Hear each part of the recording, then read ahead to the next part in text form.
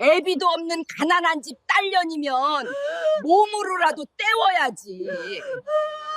그 말이 내 귀에 박히는 순간 세상의 모든 소리가 멎었습니다. 산더미 같은 배추 더미 앞에서 홀로 울며 절인 배추를 나르던 내 딸아이. 그 야윈 어깨 너머로 팔짱을 낀 채 비웃음을 흘리던 사돈의 얼굴과 지금 내뱉은 저 모진 말이 하나의 그림처럼 머릿속에 각인되었습니다. 이 비현실적인 광경에 오히려 머릿속이 하얘지며 아무런 생각도 들지 않았습니다. 그저 여긴 지옥이구나. 내 딸이 지옥 한가운데 있었구나 하는 명료한 사실만이 심장을 관통할 뿐이었습니다. 그리고 그 순간 내 안에 무언가가 완전히 부서져 내렸습니다. 내 딸을 이곳에서 데리고 나가야 한다는 그 생각 하나만이 남았습니다. 이바구 시작 전에 구독과 좋아요 부탁드리며 끝까지 함께 해주세요. 모든 일의 시작은 선선한 가을바람이 기분 좋게 불어오던 어느 평범한 저녁이었습니다. 거실 소파에 앉아 새로 나온 드라마를 보며 모처럼 한가로운 시간을 보내고 있었지요. 곧 태어날 손주를 위해 떠놓았던 앙증맞은 털신을 만지작거리며 금쪽 같은 내 딸 지연이의 얼굴을 떠올렸습니다. 배가 남산만해져서 뒤뚱뒤뚱 걷는 모습이 눈에 선해 절로 웃음이 났습니다. 결혼 전에는 저렇게 순하고 여리기만 한 애가 어떻게 시집살이를 할까 밤잠을 설치며 걱정했던 날들이 무색하게도 지연이는 씩씩하게 잘 해내고 있었습니다. 물론 가끔 전화기 너머로 들려오는 딸의 목소리에 그늘이 느껴질 때면 가슴이 철렁 내려앉기도 했지만요. 그때였습니다. 평화롭던 저녁의 정적을 깨고 날카로운 벨소리가 울렸습니다. 화면에 뜬 내 사랑 지연이라는 이름에 반가운 마음이 앞섰습니다. 오늘은 컨디션이 좀 괜찮은가? 밥은 잘 챙겨 먹었을까?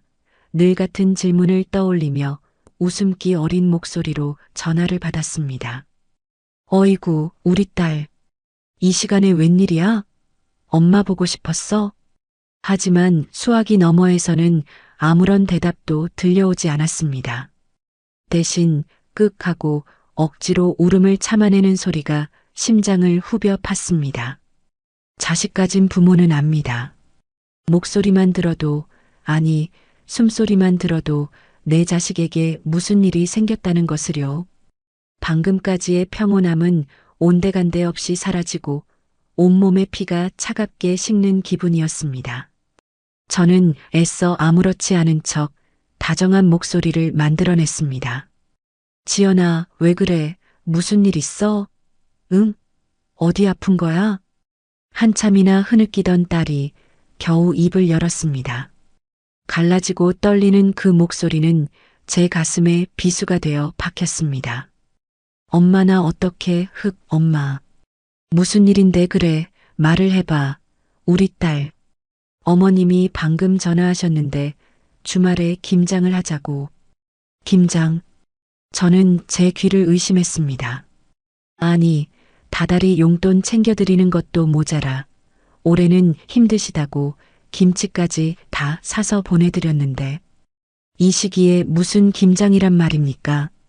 제가 아는 사돈은 손 하나 까딱하는 것도 싫어하는 사람이었습니다. 김장? 그 집 김장 안 한다고 하지 않았니? 갑자기 무슨 김장이래? 올해 배추가 아주 좋다고 딱 1000포기만 하신대. 1000포기. 그 말을 듣는 순간 눈앞이 캄캄해지면서 숨이 턱 막혔습니다. 이건 해도 너무하지 않습니까? 멀쩡한 사람도 1000포기 김장 앞에서는 기절초풍할 판인데 하물며 당장 내일 모레 아기가 나와도 이상하지 않을 만삭의 임산부에게 할 소리입니까? 피가 머리끝까지 솟구쳐 올라 저도 모르게 소리를 질렀습니다. 뭐? 1000포기? 그 노인네가 지금 제정신이야? 미쳤어, 정말. 너 당장 못한다고 했어야지. 내 몸이 어떤 상태인데 그걸 하겠다고. 제 분노에 놀란 듯 딸의 울음소리가 더 커졌습니다. 말씀드렸어. 몸이 너무 힘들어서 안 될 것 같다고. 그런데 요즘 애들은 나약해서 문제라고. 자기는 애 없고도 갓을 갈았다면서 말대꾸한다고. 흑. 기가 막혀서 말이 나오지 않았습니다. 사돈의 그 우아한 말투 뒤에 숨겨진 뱀 같은 속내를 저는 진작에 알아봤어야 했습니다. 결혼 전 상견례 자리에서부터 제 손을 잡고 어머님, 지연이 제가 친딸처럼 아끼겠습니다라며 웃던 그 얼굴 뒤에 이런 시커먼 마음이 숨겨져 있을 줄이야. 저는 분노로 떨리는 목소리를 간신히 가다듬고 마지막 희망을 걸고 물었습니다. 그래서 서방은, 김서방은 뭐라더냐? 그 인간이 양심이 있으면 당장 말렸어야 할 거 아니야. 하지만 딸의 대답은 제 마지막 희망마저 산산조각 냈습니다. 전화기 너머로 길게 이어진 침묵. 그것만으로도 저는 모든 것을 알 수 있었습니다. 역시나 그 반반한 얼굴값도 못하는 속 빈 강정 같은 놈. 처음부터 마음에 들지 않았습니다. 번지르르한 말만 늘어놓을 줄 알았지. 정작 자기 아내 하나 지켜줄 줏대도 없는 위인이라는 것을 어렴풋이 짐작은 했지만 이 정도일 줄은 몰랐습니다. 자기가 옆에서 많이 도와주겠다고 엄마가 하시는 거니까 어쩔 수 없지 않냐고. 원래 우리 집은 김장을 동네 잔치처럼 크게 한다고. 저는 그만 이성의 끈을 놓아버릴 뻔했습니다. 도와주긴 뭘 도와줘. 자기 엄마 성질 뻔히 알면서 결국 모든 굳은 일은 내 딸이 다 하게 될 것을 모르쇠로 일관하는 그 비겁함에 치가 떨렸습니다. 당장이라도 그 집으로 달려가 모자의 머리채를 잡고 흔들고 싶은 심정이었습니다. 내가 이 딸을 어떻게 키웠는데. 남편 없이 홀로 딸 하나만 바라보며 남들에게 애비 없는 자식이라는 소리 듣게 하지 않으려고 쓴물 단물 다 삼키며 악착같이 살아온 세월이었습니다. 그런 내 딸이 고작 저런 함량 미달의 인간들 속에서 눈물 흘리고 있다는 사실이 제 심장을 갈기갈기 찢어놓았습니다. 하지만 저는 엄마였습니다. 전화기 너머로 서럽게 울고 있는 딸을 먼저 다독여야 했습니다. 제가 여기서 무너지면 제 딸은 기댈 곳 하나 없이 완전히 무너져 내릴 테니까요. 저는 목구멍까지 차오른 욕설과 눈물을 억지로 삼키며 세상에서 가장 다정한 목소리를 만들어냈습니다. 지연아, 내 딸 울지 마, 아가. 너무 걱정하지 마라. 사돈 어른도 생각이 있으시겠지. 설마 아무리 그래도 만삭의 며느리를 혼자 일 시키시겠어. 분명 다른 사람들도 부르고 다 같이 하자는 뜻일 거야. 그러니 너무 마음 쓰지 말고 일단 푹 쉬어. 알았지? 그것은 딸을 향한 위로이기도 했지만 신락 같은 희망을 붙잡으려는 저 자신을 향한 주문이기도 했습니다. 제발 그러기를, 사람이면 최소한의 도리는 지키기를 간절히 바랐습니다. 딸을 겨우 달래 전화를 끊고 나서 저는 그 자리에 한참을 주저앉아 있었습니다. 자식은 가슴으로 낳아 심장으로 기른다는 말이 있습니다. 그 말이 무슨 뜻인지 저는 그날 밤 뼈저리게 실감했습니다. 딸아이의 울음소리가 귓가에서 떠나지 않아 심장이 쿵쿵 내려앉는 것 같아 잠을 이룰 수가 없었습니다. 두꺼운 이불을 목까지 끌어당겨 덮어봐도 한겨울 외풍처럼 스며드는 불안은 막을 길이 없었습니다. 침대에 누워 눈을 감으면 만삭의 배를 부여잡고 눈물 흘리던 내 딸의 모습이 어른거렸고 눈을 뜨면 천장이 내려앉는 듯한 답답함에 숨이 막혔습니다. 사돈의 그 가식적인 웃음과 사위놈의 비겁한 얼굴이 번갈아 떠오를 때마다 우라통이 터져 숨이 턱턱 막혔습니다. 내가 왜 그때 더 강하게 나가지 못했을까? 어디 아픈 사람에게 일을 시키십니까? 소리치며 당장 전화를 끊어버렸어야 했는데 뒤늦은 후회가 파도처럼 밀려와 제 가슴을 쳤습니다. 결국 저는 뜬 눈으로 밤을 새우고 말았습니다. 창밖이 희미하게 밝아올 무렵 저는 더 이상 참지 못하고 자리에서 일어났습니다. 거실을 이리저리 서성여도 차가운 물을 몇 컵이나 들이켜도 들끓는 속은 좀처럼 진정되지 않았습니다. 시계를 보니 이제 막 새벽 6시를 넘어가고 있었습니다. 지연이는 지금쯤 뜬 눈으로 밤을 새우고 그 무거운 몸을 이끌고 시댁으로 갈 준비를 하고 있겠지요. 아가야, 엄마가 미안하다 배를 쓰다듬으며 무슨 생각을 하고 있을까? 그 생각을 하니 또다시 심장이 죄어왔습니다. 핸드폰을 들었다 놨다. 몇 번을 망설였습니다. 지금이라도 전화해서 가지 말라고 이 애미가 가서 다 엎어버리겠다고 소리치고 싶었습니다. 하지만 그랬다가는 딸과 사돈 사이만 더 나빠질 것이 불 보듯 뻔했습니다. 착해 빠진 내 딸은 분명 저 때문에 시어머니와 사이가 틀어졌다며 또 제 탓을 할 것입니다. 그래도 설마 혼자 시키지는 않을 거야. 어젯밤 딸에게 했던 말을 스스로에게 되뇌며 애써 마음을 다잡아 보려 했습니다. 내가 너무 예민하게 구는 걸지도 몰라. 사돈도 사람이니 생각이 있겠지. 막상 가면 시누이도 와 있고 동네 사람들도 불러서 잔치처럼 북적거릴 거야. 하지만 그런 긍정적인 생각들은 천폭이라는 어처구니 없는 숫자 앞에서 힘없이 부서져 내렸습니다. 사돈의 평소 행실을 떠올려 봤습니다. 백화점 VIP 라운지에서나 볼 법한 우아한 자태, 손에 물 한 방울 안 묻혀봤을 것 같은 고고한 얼굴. 그런 사람이 과연 흙 묻은 배추를 직접 나르고 고춧가루 범벅이 되어가며 김장을 할까? 상상이 되지 않았습니다.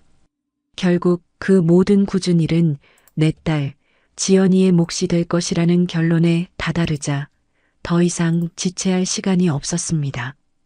내 딸은 지금 사지로 걸어 들어가는 중이나 다름없었습니다. 어미 된 도리로서 더는 방관할 수 없었습니다. 안 되겠다. 가봐야겠다. 저는 옷을 깨어 입고 조용히 현관으로 향했습니다.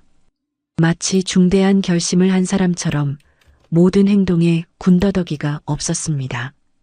벽에 걸린 차키를 움켜쥐는 손이 잘게 떨렸지만 제 눈빛은 그 어느 때보다 단단했습니다. 조용히, 아주 조용히 가서 상황만 보고 오자. 만약 내 예상과 달리 여러 사람이 모여 화기애애하게 김장을 하고 있다면 그때는 조용히 차를 돌려 돌아오면 되는 것이었습니다. 괜한 걱정으로 딸의 시댁에 찾아온 유난스러운 친정엄마가 되고 싶지는 않았습니다. 하지만 만약 내 불길한 예감이 사실이라면 저는 거기까지는 차마 생각하고 싶지 않았습니다. 저는 스스로를 합리화하며 차가운 새벽 공기를 뚫고 밖으로 나섰습니다. 지하 주차장으로 내려가는 내내 쿵, 쿵, 쿵 제 발소리가 동굴처럼 울렸습니다. 딸의 시댁으로 향하는 길은 유난히 멀고 어둡게 느껴졌습니다. 새벽의 도로는 한산했지만 제 마음은 천근만근 무거웠습니다. 핸들을 잡은 손에 나도 모르게 힘이 들어갔습니다. 라디오를 틀자 마침 경쾌한 트로트가 흘러나왔지만 그마저도 귀에 들어오지 않았습니다.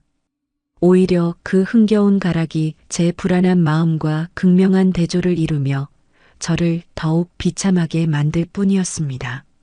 저는 결국 라디오를 꺼버렸습니다. 차 안에는 제 거친 숨소리와 불안하게 떨리는 엔진 소리만이 가득했습니다. 어둠이 채 가시지 않은 거리를 내달리며 저는 지난 세월을 떠올렸습니다. 남편 없이 홀로 지연이를 키우며 억척같이 살아온 날들이었습니다. 내 딸만큼은 남부럽지 않게 키우고 싶어 안 해본 일이 없었습니다. 시장에서 옷 장사도 해보고 식당에서 밤늦게까지 설거지도 했습니다. 그렇게 모은 돈으로 딸아이 하고 싶은 거, 배우고 싶은 거 다 해주었습니다.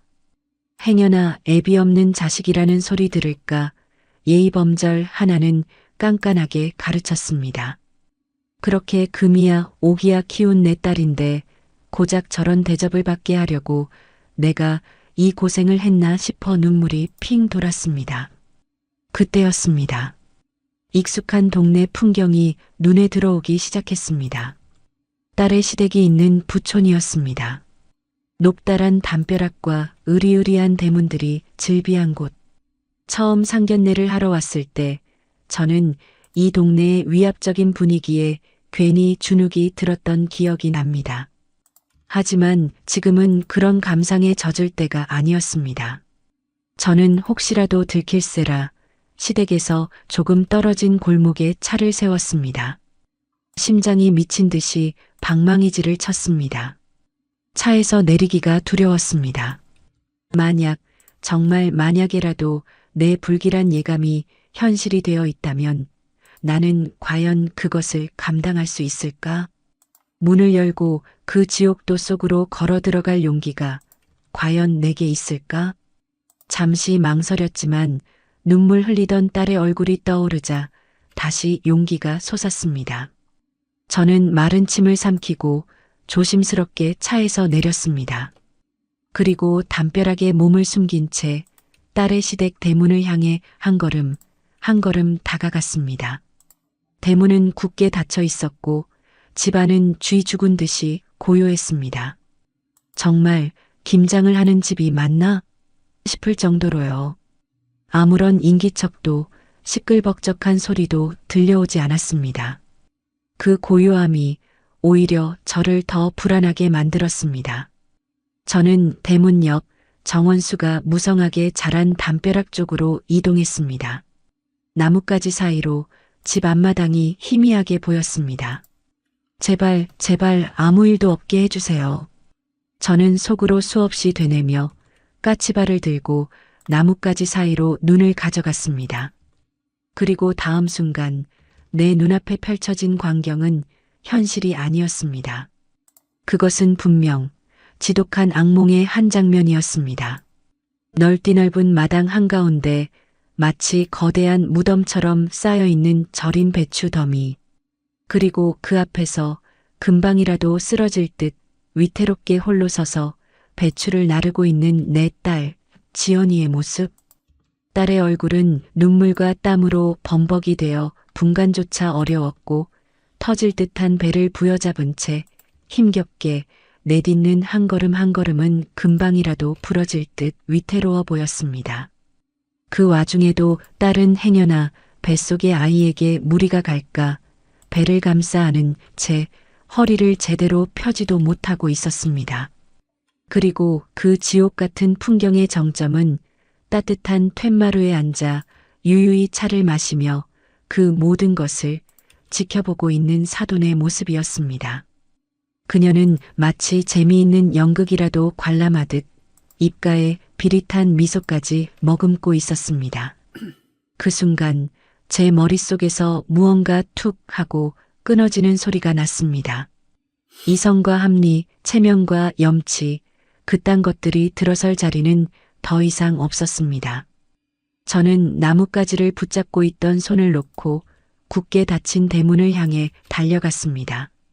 미친 사람처럼 대문을 두드렸습니다. 쿵, 쿵, 쿵. 제 주먹이 부서져라 철문을 내리쳤습니다. 문 열어. 이봐요, 사부인. 문 열라고요. 당장. 제 고함 소리에 놀란 듯 마당 안의 움직임이 멈췄습니다. 딸이 휘청거리며 이쪽을 돌아보는 것이 보였습니다.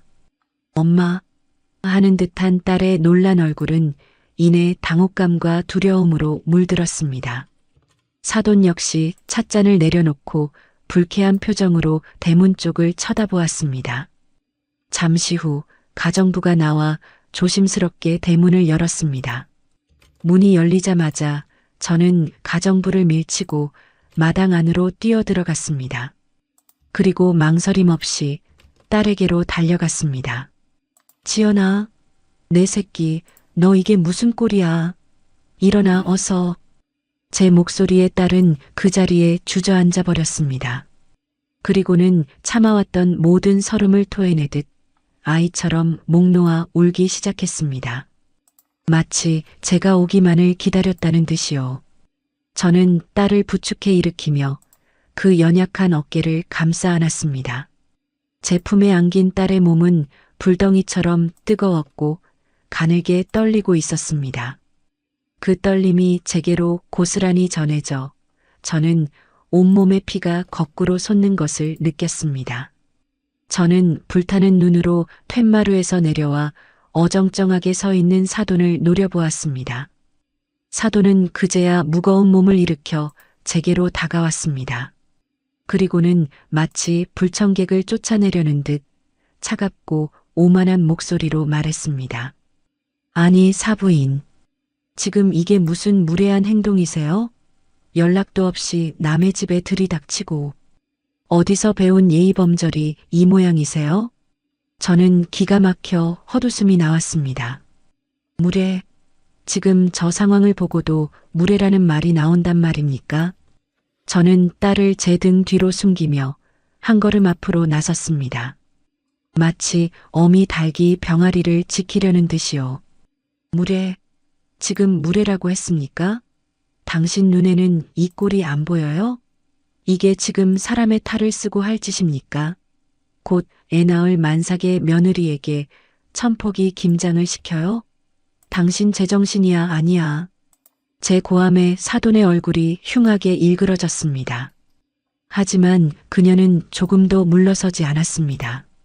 오히려 저를 위아래로 훑어보며 벌레 보듯 쯧쯧 혀를 찼습니다. 어머, 사부인. 목소리 좀 낮추시죠. 없는 집사람이라 그런지 교양도 없고 목소리만 크시네. 그리고 이게 뭐 그리 대단한 일이라고 유난이세요? 며느리가 시댁 김장 돕는 게 당연한 거지. 임신한 게 벼슬이에요? 나 때는 애둘 없고도 밭을 갈았어요. 요즘 것들은 나약해서 문제라니까. 남들 다 하는 김장. 나 때는. 저는 그 말에 이성의 마지막 끈이 끊어지는 것을 느꼈습니다. 남들, 어떤 미친 인간이 만삭 며느리 혼자 천포기 김장을 시킵니까? 나 때, 지금이 어느 시대인데 나 때 타령이야. 당신 딸이었어도 이랬을 거야.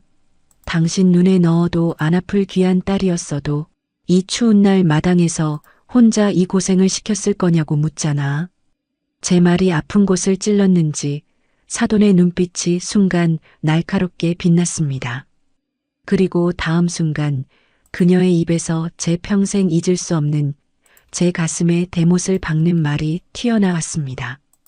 어디서 근본도 없는 것을 굴러들어와서는 애비도 없는 가난한 집 딸년이면 시집 왔으면 몸으로라도 때워야지. 안 그래요?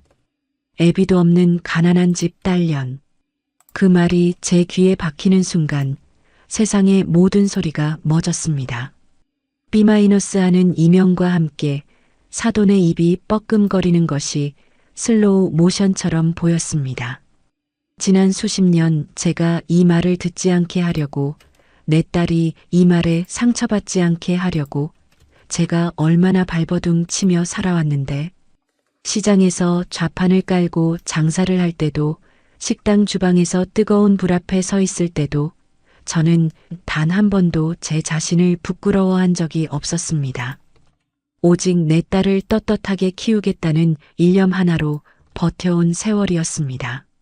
그런데 제가 지키고 싶었던 모든 것이 저 여자의 그 더러운 입에서 나오는 순간 산산조각이 났습니다. 마치 온몸에 피가 빠져나가는 듯 손끝이 차갑게 식었습니다. 그러나 그것도 잠시, 이내 심장이 터질 듯이 뜨거워지기 시작했습니다. 이것은 분노가 아니었습니다. 그것을 넘어선 어떤 서늘한 결심이었습니다.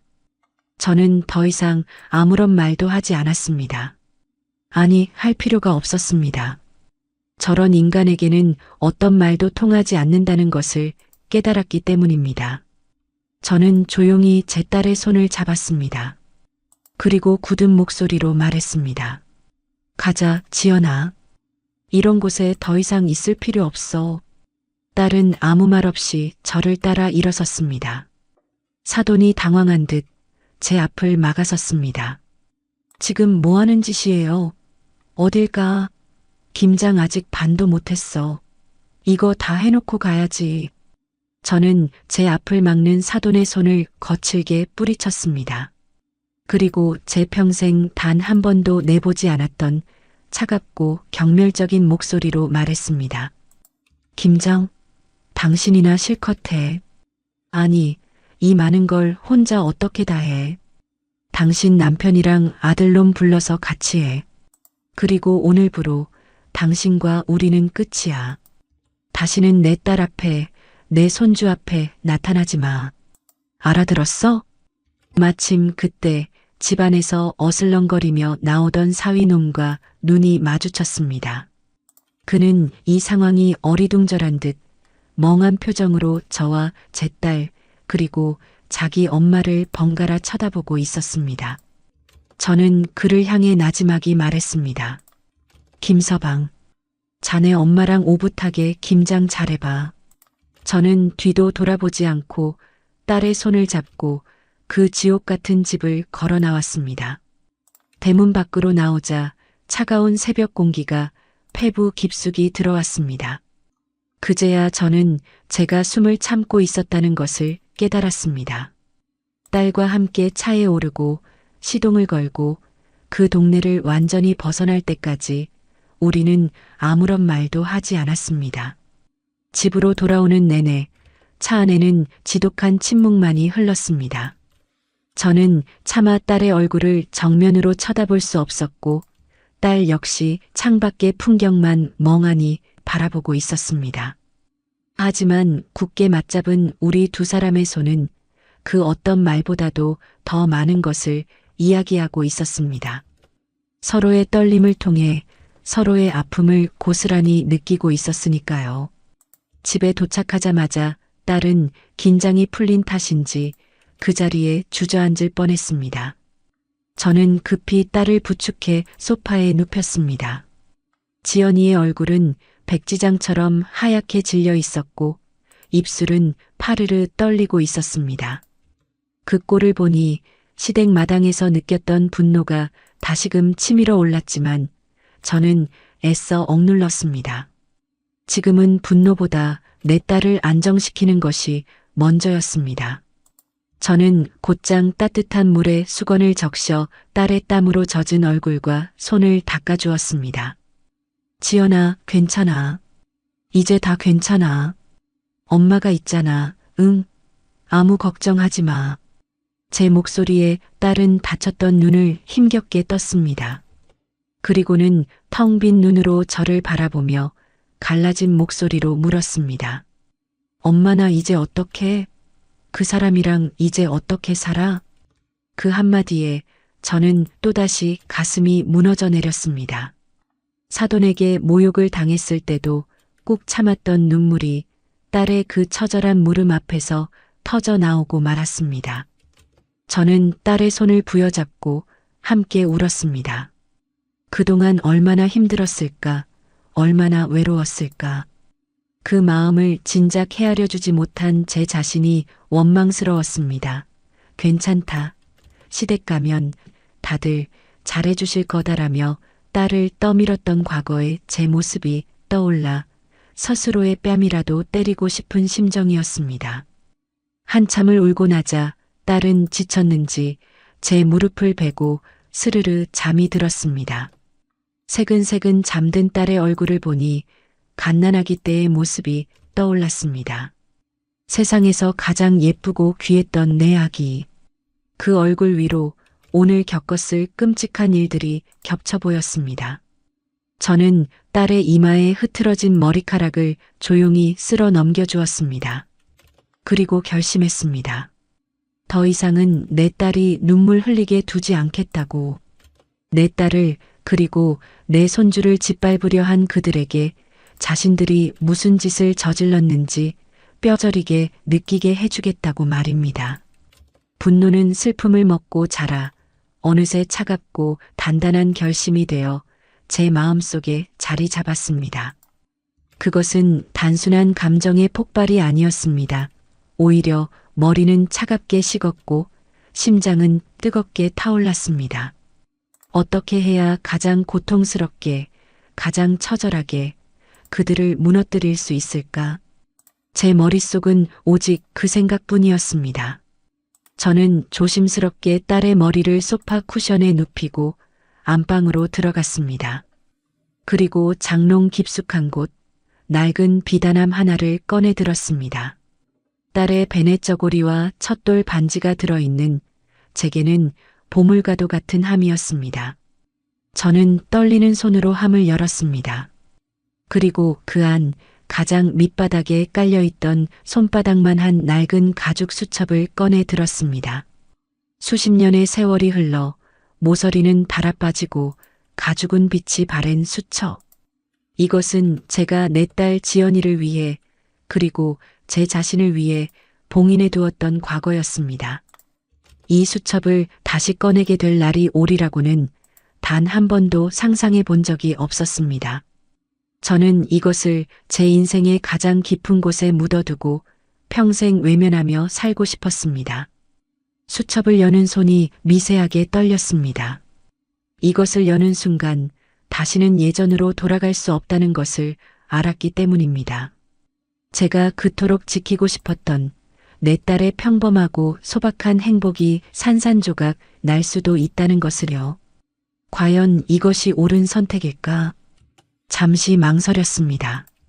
복수는 또 다른 복수를 낳을 뿐이라고 누군가는 말했습니다.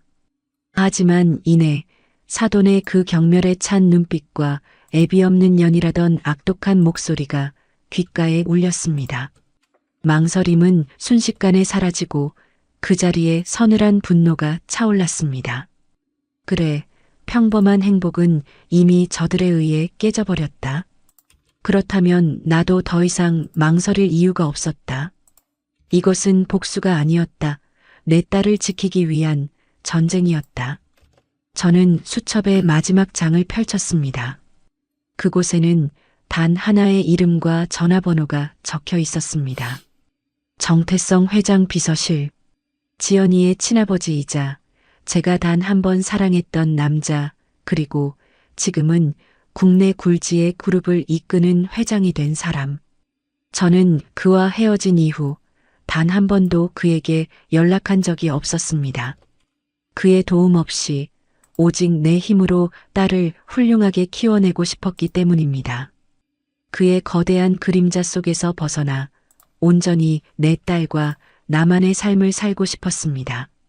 하지만 지금은 그의 힘이 필요했습니다. 내 딸을 짓밟은 자들에게 감히 건드려서는 안 될 사람을 건드렸다는 것을 알려주기 위해서 말입니다. 저는 떨리는 손으로 전화번호를 눌렀습니다. 신호음이 몇 번 울리고 이내 침착하고 정중한 남자의 목소리가 들려왔습니다. 정태성 회장님 비서실입니다. 저는 마른 침을 한번 삼키고 최대한 차분한 목소리로 말했습니다. 목소리가 떨리지 않도록 배에 힘을 꽉 주었습니다. 저 강선영이라고 합니다. 오래전 회장님을 배웠던 사람입니다. 수화기 너머의 비서는 잠시 말이 없었습니다. 전산 기록을 확인하는 듯 잠시 타자 소리가 들렸습니다. 이내 그의 목소리가 조금은 놀란 듯 하지만 훨씬 더 정중하게 되물었습니다. 강선영님 확인되었습니다. 회장님께서 지금 이사회 주재 중이십니다만 잠시만 기다려 주시겠습니까? 강선영님의 연락은 그 어떤 상황에서도 최우선으로 보고하라는 지시가 있었습니다. 그 말이 제 가슴을 먹먹하게 만들었지만 지금은 감상에 젖을 때가 아니었습니다. 잠시 후 수화기 너머로 육중한 문이 열리는 소리와 함께 웅성거리던 여러 사람의 목소리가 잦아드는 것이 느껴졌습니다. 그리고 이내 30년의 세월을 뛰어넘어 낯설지만 익숙한 낮고 중후한 목소리가 들려왔습니다. 선영아. 그 한마디에 저는 참고 있던 눈물을 다시 터뜨리고 말았습니다. 수십 년간 잊고 살았다고 생각했는데 아니었습니다. 그의 목소리는 제 심장의 가장 깊은 곳에 잊히지 않는 낙인처럼 새겨져 있었던 것입니다.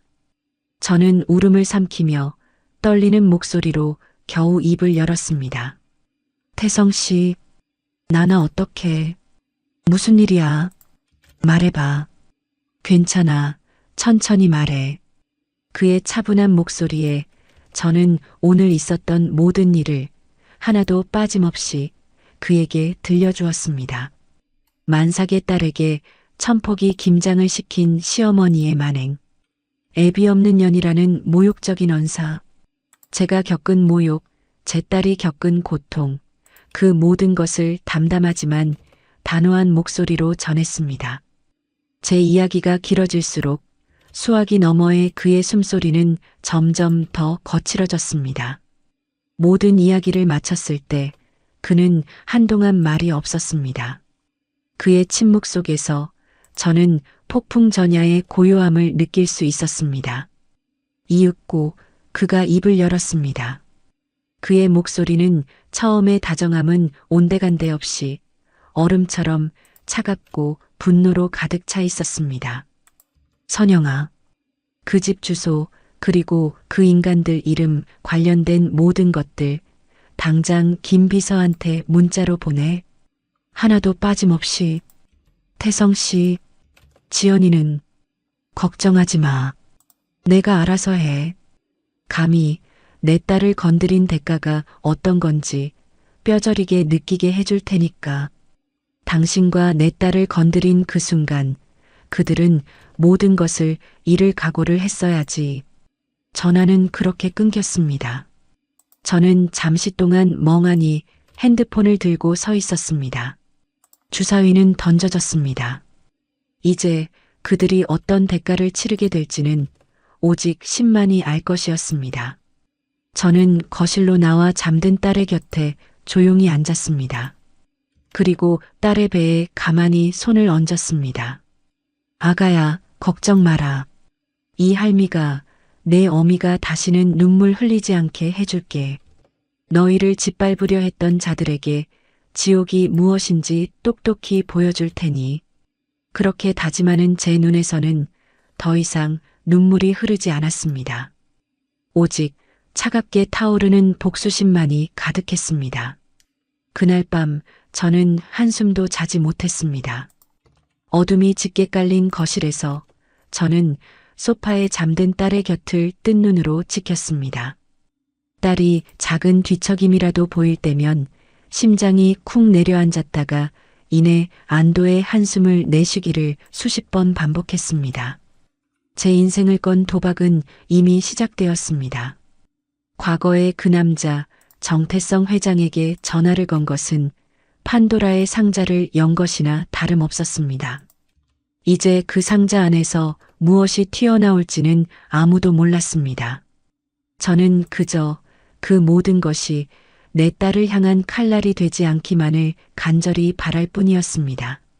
복수를 결심했지만 그 복수의 끝이 제 딸에게 또 다른 상처가 될 수도 있다는 두려움이 엄습했습니다.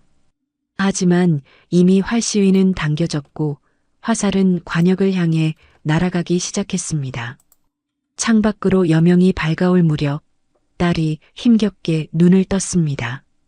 밤새 끙끙 앓은 탓인지 얼굴은 더 수척해 보였습니다. 저는 아무 일 없었다는 듯 최대한 밝은 미소를 지으며 딸의 이마를 짚었습니다. 지연아, 일어났어? 몸은 좀 어때? 열은 없는 것 같네. 딸은 잠시 멍하니 저를 바라보다가 어젯밤의 일이 떠오른 듯 얼굴이 급격히 어두워졌습니다. 그녀의 눈동자가 공포로 흔들리는 것을 보며 제 가슴은 또 한 번 찢어지는 것 같았습니다. 엄마 나 꿈을 꾼 것 같아 끔찍한 악몽을 그 사람들이 나한테. 딸은 말을 잇지 못하고 다시 울음을 터뜨렸습니다. 저는 딸의 손을 따뜻하게 잡아주며 말했습니다. 그래, 다 악몽이야. 이제 다 끝났어. 그러니까 아무 걱정하지 마. 엄마가 우리 딸 좋아하는 잣죽 쑤어놨어. 그거 먹고 기운 차리자. 응? 우리 아기도 배고플 텐데. 저는 딸을 식탁에 앉히고 정성껏 끓인 잣죽을 내어주었습니다. 딸은 입맛이 없는지 몇 술 뜨지 못했지만 저는 억지로라도 먹이려 애썼습니다. 뱃속의 아이를 위해서라도 제 딸은 무너져서는 안 되었으니까요. 우리가 그렇게 아슬아슬한 평화를 유지하고 있을 때 제 핸드폰이 짧게 울렸습니다. 정태성 회장이었습니다. 다 정리했다는 짧고 간결한 문자였습니다. 그 문자를 보는 순간 저는 심장이 멎는 것 같았습니다. 정리했다니 무엇을 정리했다는 말인가? 불과 하룻밤 사이에 그가 대체 무슨 일을 벌인 것일까? 저는 애써 태연한 척하며 핸드폰을 뒤집어 놓았지만 손끝이 차갑게 식어오는 것은 어쩔 수 없었습니다. 심장이 미친 듯이 뛰기 시작했습니다. 올 것이 왔다는 그런 직감이 들었습니다. 그때였습니다. 아침 뉴스를 전하던 TV 화면에 긴급 속보 자막이 떴습니다. 중견 건설사 대성건설 최종 부도 처리 위기. 대성건설. 그것은 바로 제 사돈의 회사였습니다. 뉴스를 전하는 앵커의 목소리는 다급했습니다. 어젯밤 대성건설의 최대 주주이자 핵심 투자자인 제이지그룹이 갑작스럽게 모든 투자금을 회수하고 지분을 전량 매각하겠다고 선언했습니다. 이 여파로 대성건설의 주가는 개장과 동시에 폭락했으며 자금난에 시달리던 대성건설은 결국 오늘 오전 최종 부도 처리될 위기에 놓였습니다.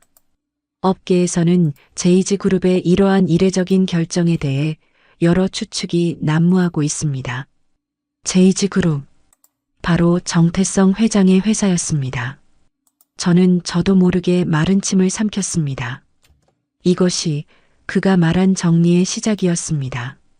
화면에는 망연자실한 표정으로 기자들에게 둘러싸인 사돈의 얼굴이 비쳤습니다. 어제 마당에서 보았던 그 오만하고 거만하던 모습은 온데간데없고 마치 상갓집의 개처럼 초라하고 비참해 보였습니다. 그의 옆에서 시어머니는 거의 실신 직전인 듯 주변 사람들에게 부축을 받고 있었습니다. 저는 속으로 차갑게 웃었습니다. 꼴 좋다 영감탱이야. 내가 평생을 바쳐 이룬 그 회사가 하룻밤 사이에 먼지처럼 사라지는 기분이 어떠냐? 하지만 이건 시작에 불과했습니다. 뉴스는 꼬리에 꼬리를 물고 시댁의 몰락을 전했습니다. 시어머니가 운영하던 고급 레스토랑은 갑작스러운 세무조사와 식품위생법 위반 혐의로 영업정지 처분을 받았고 그 과정에서 온갖 불법적인 행태들이 드러나고 있다는 보도가 이어졌습니다. 사위놈이 다니던 번듯한 회사는 그가 제출한 학력과 경력이 모두 위조되었다는 사실이 밝혀져 그를 즉시 해고 조치하고 사문서 위조 혐의로 고소할 예정이라는 소식이 이어졌습니다. 이 모든 것이 단 하룻밤 사이에 벌어진 일이었습니다. 정태성이라는 거대한 힘이 개미 새끼 한 마리를 짓밟는 것은 이토록 간단하고 신속한 일이었습니다. 딸은 TV 화면을 멍하니 바라보고 있었습니다. 그녀의 얼굴에는 놀라움과 혼란스러움, 그리고 일말의 통쾌함이 뒤섞여 있었습니다. 자신을 그토록 괴롭히던 사람들이 하루아침에 나락으로 떨어지는 모습을 보는 기분은 과연 어떤 것일까요? 저는 조용히 TV를 껐습니다.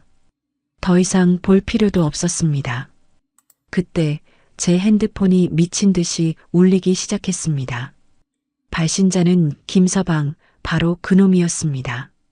저는 잠시 망설이다 스피커폰으로 전화를 받았습니다. 딸이 들어야 한다고 생각했습니다. 자신을 버리고 방관했던 남자의 비참한 마지막을 똑똑히 들어야 한다고 생각했습니다. 수화기 너머로 거의 울부짖음에 가까운 그의 목소리가 터져 나왔습니다. 장모님, 장모님, 제발, 제발 전화 좀 받아주세요. 이게 대체 어떻게 된 일입니까? 저희 집이 하루아침에 망하게 생겼어요. 장모님이 하신 거죠? 그렇죠. 저는 코웃음을 치며 얼음장처럼 차가운 목소리로 대답했습니다. 김서방, 자네 지금 무슨 소리를 하는 건가? 나는 아무것도 모르겠는데. 하늘이 무섭지 않은가 보지. 남의 눈에 눈물 내면 제 눈에는 피눈물이 난다고 하더니만. 거짓말하지 마세요. 저희 집에 무슨 억하심정이 있어서 이러시는 겁니까? 제가 다 잘못했습니다. 제가 지연이한테 평생 속죄하며 살겠습니다. 제발, 제발 멈춰주세요. 저희 아버지 쓰러지시기 일보 직전입니다. 저는 그의 애원에 가소롭다는 듯이 말했습니다. 억하심정? 글쎄, 나는 그저 내 딸에게 애비 없는 년이라며 손가락질하는 인간들과는 더 이상 사돈으로 엮이고 싶지 않을 뿐이야. 그리고 자네 어머니가 그러셨지? 몸으로라도 떼어야 한다고. 이제부터 당신들 온몸으로 뼈저리게 떼어봐. 다시는 내 딸 이름 입에 담지 말고 내 눈앞에 나타나지도 마. 알아들었으면 다시는 전화하지 마. 저는 그대로 전화를 끊어버렸습니다. 그리고는 멍하니 저를 바라보는 딸을 향해 부드럽게 미소 지었습니다. 지연아, 다 끝났어. 이제 아무도 우리 딸 힘들게 못해. 하지만 저는 알고 있었습니다. 이것은 끝이 아니라 이제 겨우 시작일 뿐이라는 것을요. 진짜 복수는 이제부터 시작이었습니다.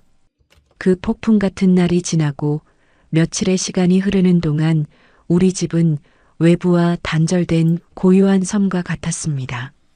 저는 의식적으로 TV 뉴스를 멀리했고 인터넷 세상의 소음으로부터 딸을 완벽하게 보호하려 애썼습니다. 지연이는 제 노력 덕분인지 아니면 스스로의 강인함 덕분인지 놀라울 정도로 빠르게 안정을 되찾아갔습니다. 밤마다 식은땀을 흘리며 깨어나는 횟수가 줄었고 낮에는 제법 미소를 띠며 뱃속의 아이와 대화를 나누기도 했습니다. 저는 그 모습을 지켜보며 한편으로는 안도하면서도 다른 한편으로는 서늘한 슬픔을 느꼈습니다. 어쩌면 제 딸은 그 지옥 같은 시간 속에서 자신을 지키기 위해 감정의 일부를 스스로 마비시켜버린 것일지도 모른다는 생각이 들었기 때문입니다. 그러던 어느 날 오후 창밖으로 장대비가 쏟아지던 날이었습니다.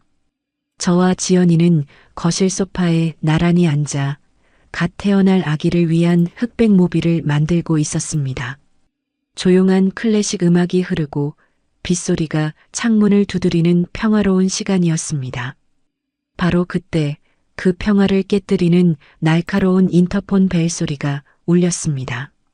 지연이의 손이 순간 멈칫하는 것을 보며 제 심장도 함께 덜컥 내려앉았습니다.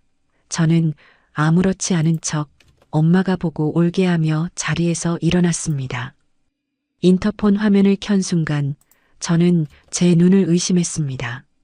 화면 속에는 며칠 사이에 폭삭 늙어버린 사돈 내외와 넋이 나간 사람처럼 퀭한 눈으로 서 있는 김서방의 모습이 보였습니다. 그들은 쏟아지는 비를 고스란히 맞으며 마치 길 잃은 유령처럼 처참한 몰골로 서 있었습니다. 한때 세상을 호령할 듯 기세등등하던 그들의 모습은 온데간데 없었습니다. 인터폰 너머로 그들의 애처롭고 절박한 목소리가 빗소리에 섞여 들려왔습니다. 사부인, 제발 문 좀 열어주시오.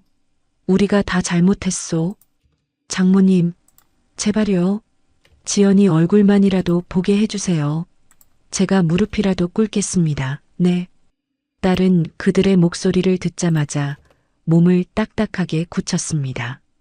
손에 들고 있던 모비를 떨어뜨리는 것도 모른 채 그저 인터폰 화면만 뚫어져라 쳐다보고 있었습니다.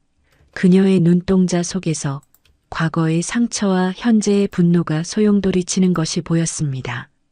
저는 조용히 일어나 딸의 어깨를 감싸 안았습니다. 제 손바닥을 통해 딸의 가냘픈 떨림이 고스란히 전해져 왔습니다. 괜찮아, 지연아. 엄마가 처리할게. 넌 여기 가만히 있어. 저런 추한 꼴 더는 보지 않아도 돼. 저는 인터폰의 통화 버튼을 눌렀습니다.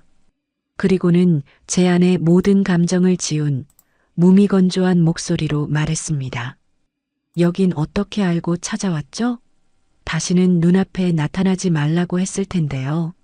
사람 말귀를 못 알아들으시나? 제 목소리에 시어머니가 거의 울부짖듯 소리쳤습니다. 사부인, 우리가 다 잘못했소. 내가 이 늙은이가 죽을 죄를 지었어. 제발, 제발 우리 좀 살려주시오. 집도 넘어가고 길거리에 나앉게 생겼단 말이오. 평생 모은 재산이 하루아침에 휴지 조각이 됐어. 우리 며느리, 우리 지연이 얼굴 보고 용서를 빌게 해주시오. 저는 코웃음을 쳤습니다. 며느리? 이제 와서 며느리라니. 애비 없는 년이라며 온갖 모욕을 줄 때는 언제고 이제 와서 며느리라니 가소롭기 짝이 없었습니다. 자신들이 가진 것을 모두 잃고 나서야 자신들이 짓밟았던 존재를 찾는 그 이기심에 구역질이 났습니다. 당신들 입에서 나올 이름이 아니야. 내 딸 이름 더럽히지 마. 그리고 당신들 재산이 휴지 조각이 된 건 당신들이 자초한 일이지.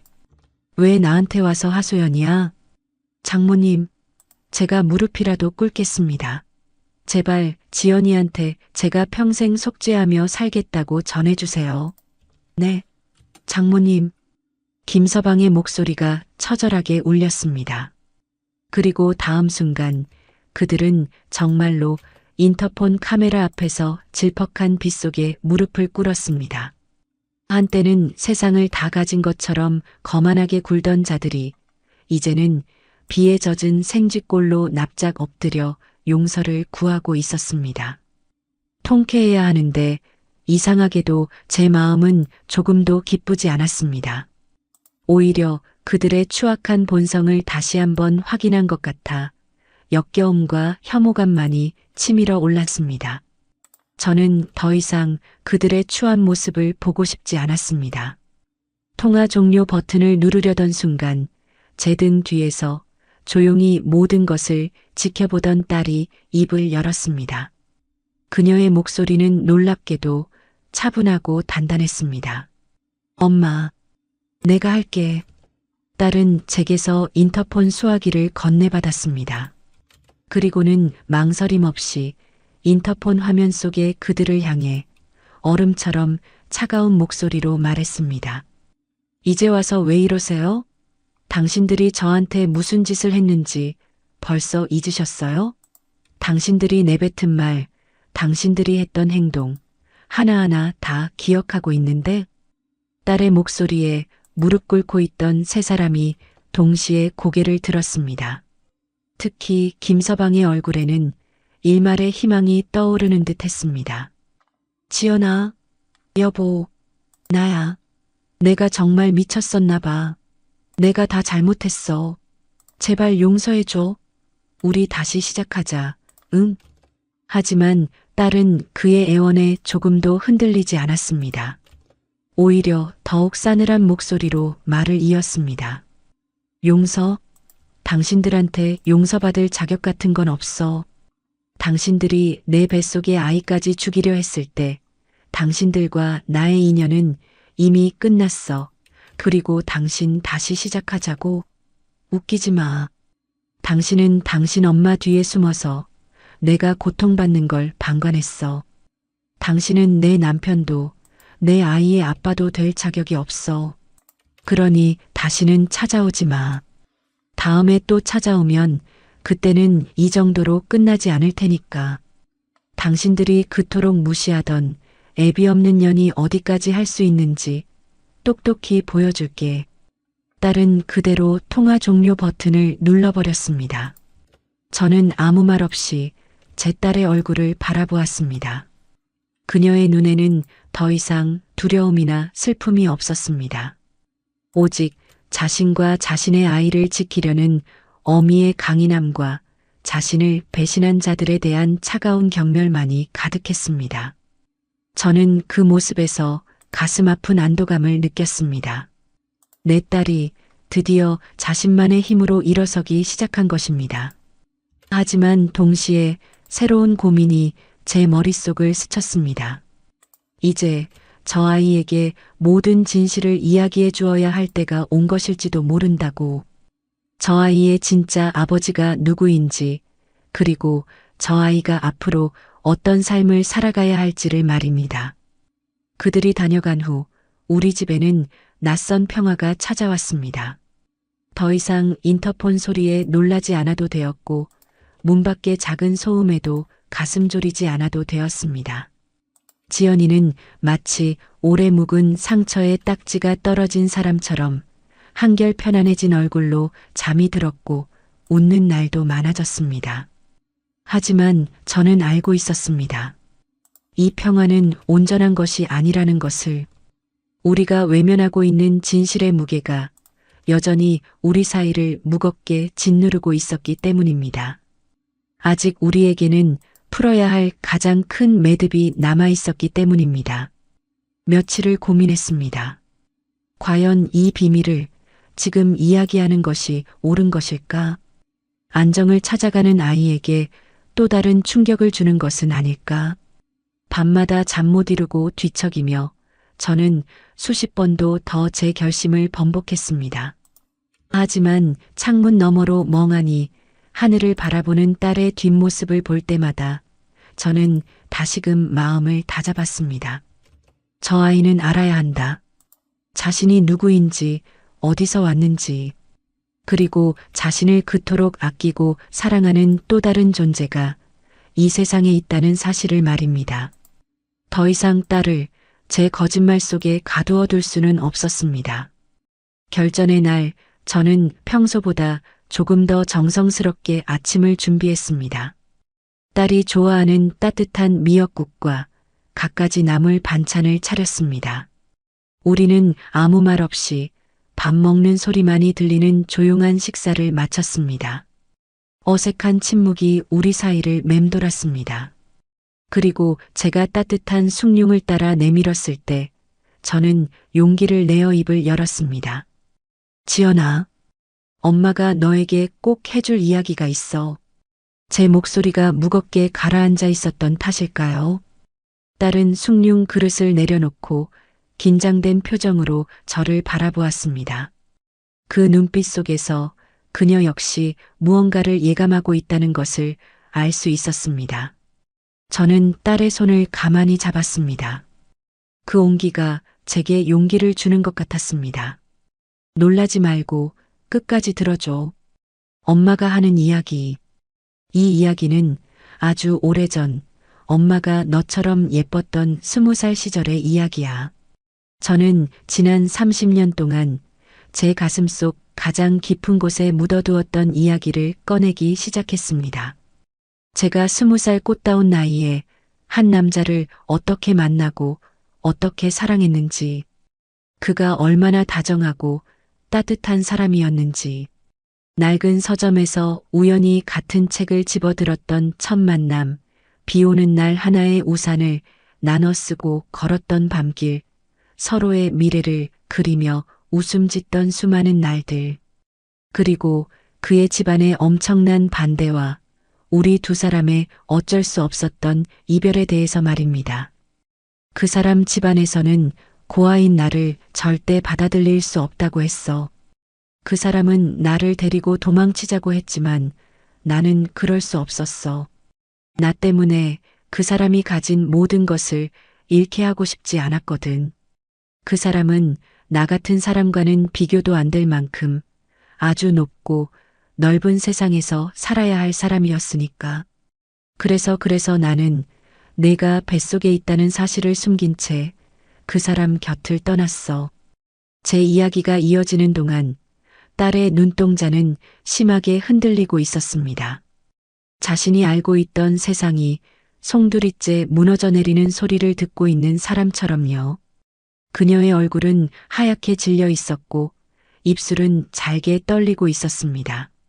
그럼 내 아버지는 내가 평생 사진으로만 봤던 그 사람은? 딸이 떨리는 목소리로 물었습니다. 저는 눈물을 참으며 고개를 끄덕였습니다. 그래, 지연아. 내 아버지는 돌아가신 게 아니야. 살아계셔. 사진 속의 그분은 엄마가 너를 위해 만들어낸 가짜 아버지였어. 그리고 저는 마지막 비밀의 문을 열었습니다. 내게 닥친 모든 일을 하룻밤 사이에 해결해 준 사람. 그 사람이 바로 내 아버지 정태성 회장이야. 그 순간 딸의 눈에서 굵은 눈물방울이 뚝뚝 떨어졌습니다. 그것은 슬픔의 눈물이라기보다는 거대한 진실 앞에서 느끼는 충격과 혼란의 눈물이었습니다. 딸은 아무 말도 하지 않았습니다. 그저 텅 빈 눈으로 저를 바라볼 뿐이었습니다. 저는 딸의 손을 더욱 꽉 잡으며 제 진심을 전했습니다. 미안하다, 지연아. 평생 너를 속여서 미안해. 하지만 엄마는 내가 재벌가에 숨겨진 딸이라는 꼬리표를 달고 온갖 구설과 정쟁에 휘말리며 사는 걸 원치 않았어. 그저 평범하게 남들처럼 소박한 행복을 누리며 살기를 바랐을 뿐이야. 내 아버지가 가진 부와 명예가 오히려 너에게는 족쇄가 될 거라고 생각했어. 그래서 이기적인 선택을 했어. 용서해줘, 내 딸. 저는 딸 앞에서 고개를 숙였습니다. 흐르는 눈물을 주체할 수가 없었습니다. 그때였습니다. 딸이 제 어깨를 가만히 감싸 안았습니다. 그리고는 제 귓가에 조용히 속삭였습니다. 아니야, 엄마. 엄마가 왜 미안해. 나를 지켜주려고 그랬던 거잖아. 나 하나 키우려고 엄마가 얼마나 힘들게 살았는지 내가 다 아는데 이제야 알겠어. 엄마가 왜 그렇게 악착같이 살았는지, 왜 나에게 항상 떳떳해야 한다고 가르쳤는지. 고마워, 엄마. 나를 낳아주고 이렇게 잘 키워줘서. 저는 딸의 그 한마디에 모든 서름과 죄책감이 눈 녹듯 사라지는 것을 느꼈습니다. 우리는 한참 동안 서로를 부둥켜 안고 울었습니다. 그것은 슬픔의 눈물이 아니었습니다. 서로의 상처를 보듬고 새로운 진실 앞에서 더 단단하게 뭉치는 치유와 화해의 눈물이었습니다. 그날 우리는 비로소 진짜 가족이 되었습니다. 그리고 저는 이제 내 딸이 그리고 곧 태어날 내 손주가 더 넓은 세상에서 더 많은 사랑을 받으며 살아갈 수 있을 것이라는 희망을 품게 되었습니다. 오랜 시간 닫혀있던 비밀의 문이 열리고 우리는 새로운 시작 앞에 서 있었습니다. 모든 비밀이 밝혀진 그날 이후 우리에게는 어색하지만 따뜻한 시간들이 흘렀습니다. 지연이는 처음 며칠간은 혼란스러워했지만 이내 모든 것을 받아들이고 새로운 현실에 적응해 나갔습니다. 정태성 회장, 아니, 이제는 지연이의 아버지가 된 그는 매일같이 우리 집으로 사람을 보내 딸에게 필요한 온갖 물건들을 보내왔습니다. 최고급 유기농 식자재부터 아기에게 좋다는 값비싼 영양제와 육아용품까지. 하지만 지연이는 그에게 딱 한 가지만을 부탁했습니다. 자신이 아이를 낳을 때까지는 직접 찾아오지 말아달라고. 아직은 아버지를 마주할 마음의 준비가 되지 않았다는 뜻이었습니다. 그는 딸의 뜻을 존중해 주었습니다. 그리고 운명의 그날, 예정일보다 조금 이르게 딸의 진통이 시작되었습니다. 저는 새벽부터 딸을 부축해 병원으로 향했습니다. 분만실로 들어가는 딸의 손을 잡으며 저는 몇 번이고 괜찮다고 잘할 수 있다고 다독여 주었습니다. 하지만 정작 두려움에 떨고 있는 것은 저 자신이었습니다. 수술실 앞을 서성이며 저는 수십 년 전 혼자서 지연이를 낳았던 그날을 떠올렸습니다. 아무도 곁에 없었던 그 외롭고 무서웠던 시간. 하지만 지금 내 딸은 혼자가 아니었습니다. 어느새 연락을 받았는지 병원 복도 저편에서 그가 정태성 회장이 달려오고 있었습니다. 그의 뒤로는 비서와 경호원들이 따르고 있었지만 그의 눈에는 오직 분만실문만이 보일 뿐이었습니다. 그는 제 앞에 서서 30년의 세월이 무색하게 떨리는 목소리로 물었습니다. 선영아, 지연이는 우리 딸은? 저는 말없이 고개를 끄덕였습니다.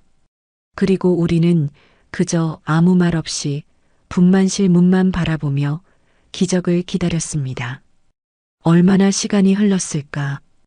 응애, 응애 하는 우렁찬 아기 울음소리와 함께 분만실 문이 열렸습니다.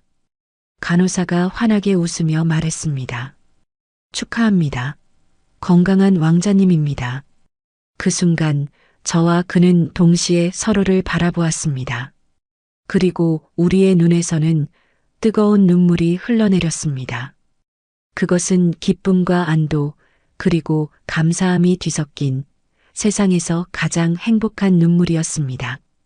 잠시 후 우리는 병실에서 딸과 마주할 수 있었습니다.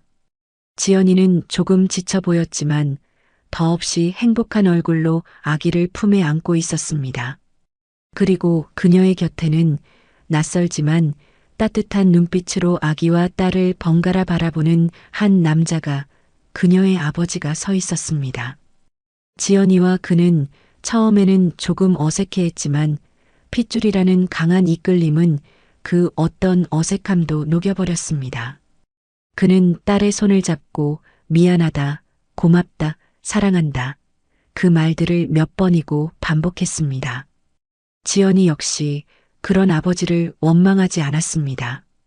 오히려 이제라도 만나게 되어 다행이라고 환하게 웃어주었습니다. 그렇게 세 사람은 세상에서 가장 아름다운 그림처럼 서로를 보듬고 있었습니다. 저는 그 모습을 보며 지난 30년간의 외로움과 서름이 한꺼번에 씻겨나가는 듯한 해방감을 느꼈습니다. 시간이 흘러 100일 후, 우리는 화려한 호텔 연회장이 아닌 따스한 햇살이 들어오는 우리 집 거실에서 소박하지만 그 어떤 잔치보다 의미 있는 100일 잔치를 열었습니다.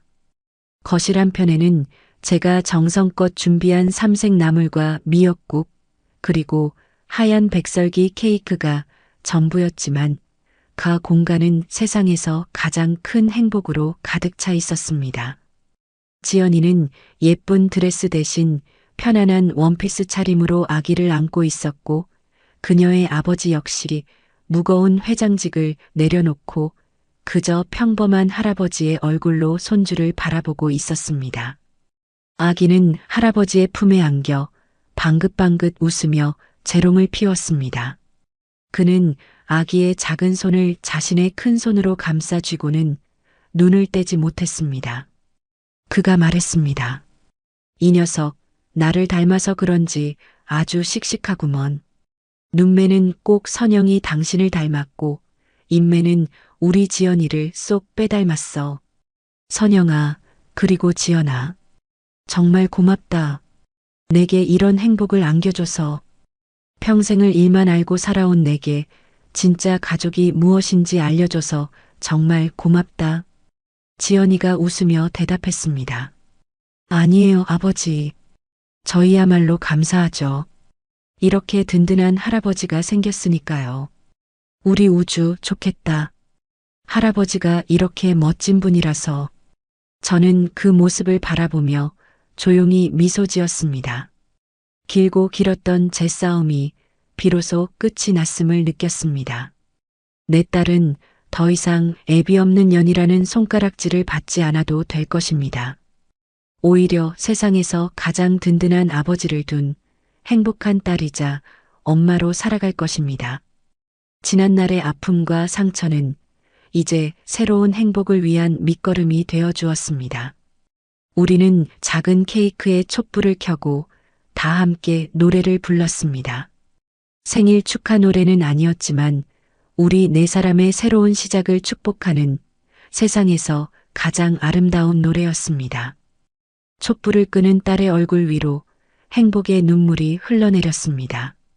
저는 그런 딸을, 그리고 제품에 안겨 잠든 손주를, 그리고 그 모든 것을 따뜻하게 바라보는 그를 보며 나지막이 속삭였습니다. 고맙다, 내 딸아. 그리고 고맙다, 내 손주야. 너희들이 바로 내 인생의 가장 큰 선물이야. 이제야 우리 가족이 완성되었구나. 그렇게 우리의 진짜 행복은 비로소 시작되고 있었습니다. 창밖으로는 따스한 햇살이 쏟아져 내렸고 그 햇살은 우리 네 사람을 이 세상에서 가장 행복한 가족으로 비추고 있었습니다. 더 이상 과거의 아픔에 얽매이지 않고 서로를 보듬으며 우리는 희망찬 내일을 향해 나아갈 것입니다. 오늘의 이바구는 여기까지입니다. 끝까지 함께 해주셔서 감사드립니다. 구독과 좋아요 눌러주시면 놀라운 인생 사연들을 누구보다 먼저 무료로 만나보실 수 있습니다.